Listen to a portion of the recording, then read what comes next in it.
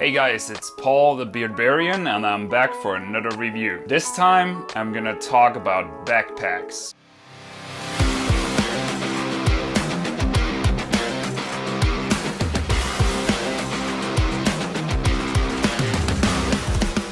Last video, I wanted to know from you guys if I should return the Beats Studio 3 headphones. I really like them, they were great headphones, so what do you think?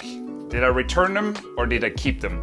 I have to say, I returned them. I couldn't live with the big design. It was the first time I had over-the-ear headphones, and in the end, I really liked how they sounded. I liked the way they felt when I used them, but I was probably looking for a little bit more compact design. So in the end, I decided to give them back, and I'm still looking for new headphones, and I'm pretty sure I'm gonna do another review sometime soon. But talking about backpacks, I reviewed two different backpacks and I want to tell you my opinion about them. So the two backpacks I reviewed were the Aevor Travel Pack and the Pioramma B3 backpacks. Now actually, I think they were created with a very similar idea in mind. Both of these backpacks are convertible and both of these backpacks can be used for daily carry but also can be used for a longer trip. This thing here can be converted from a small backpack like this one to a huge backpack with over 60 liters in space. Aevor backpack goes from 38 liters to a total of 45 liters. In the same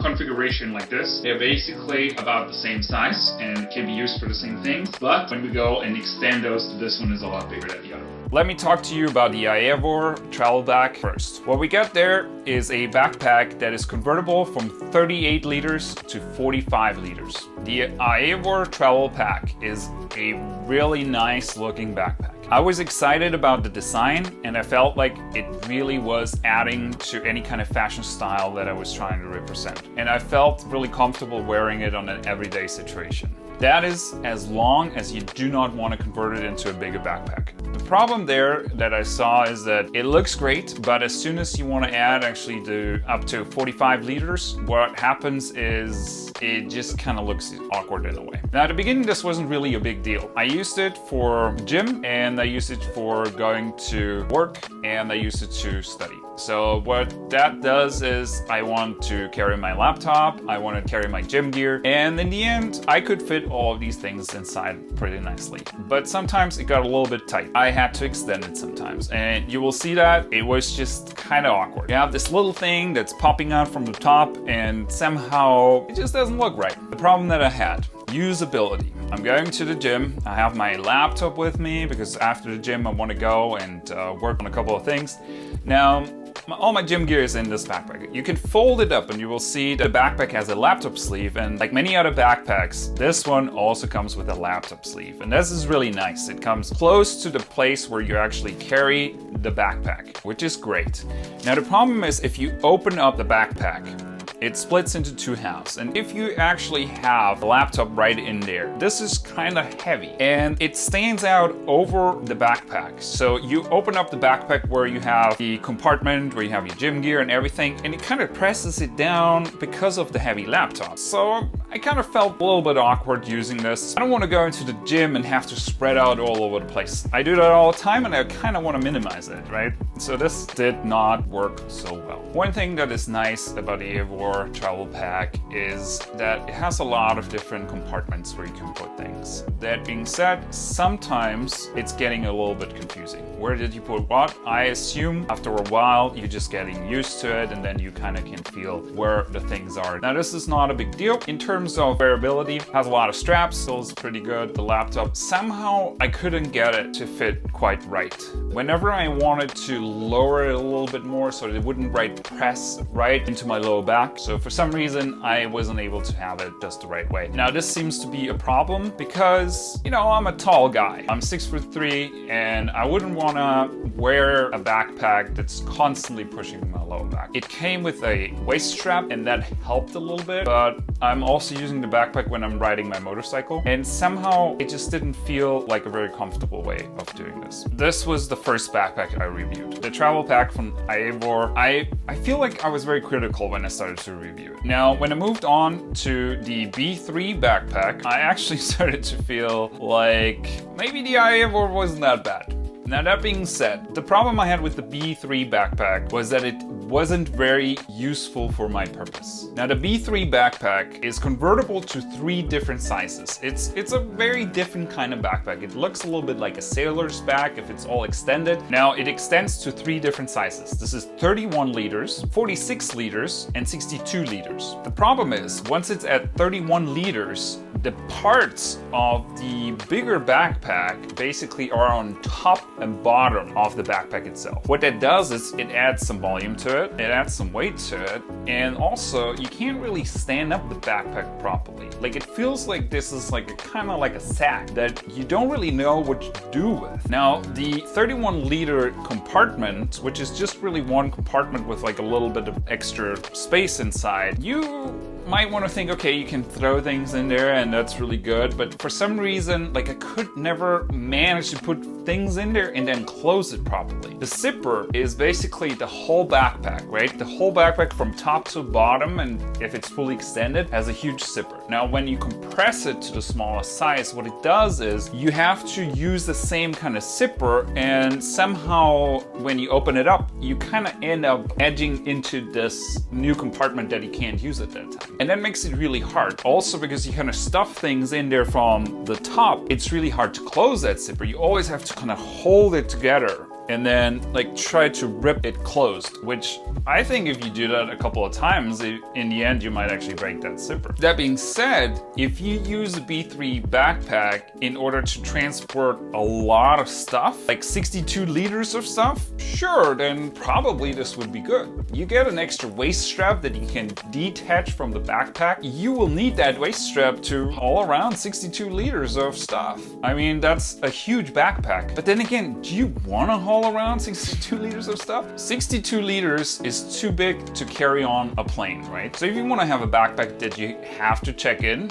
sure, then load it up with 62 liters of stuff. Wherever you're gonna end up, that's where you're gonna have your 62 liters of stuff and you can haul them around. I'm not sure if you really want to do that though. It seems like something that sounds kind of cool. At the beginning you feel like, oh yeah, I can carry around a lot of stuff, but pretty sure there's better ways to do that. Get yourself a trolley, right? That all being said, for my own purposes, it just didn't really work so well. I extended it sometimes to be 45 liters, and it just felt like a really big bag on my back. When I used the 45 liter option, in a way, it gave me more space. I could never really warm up to the fact that it kind of looks just like a sack on my back. I wish there was a better design element for the whole thing. So guys, here we got the B3 backpack, and this is what it looks like right now. This is the 31 liter way of packing it. Now what we got here on the side, what you can see open, is the laptop compartment, kind of like the Aevor backpack. It has it on the side. Let's close this here. What I can do is I can extend the top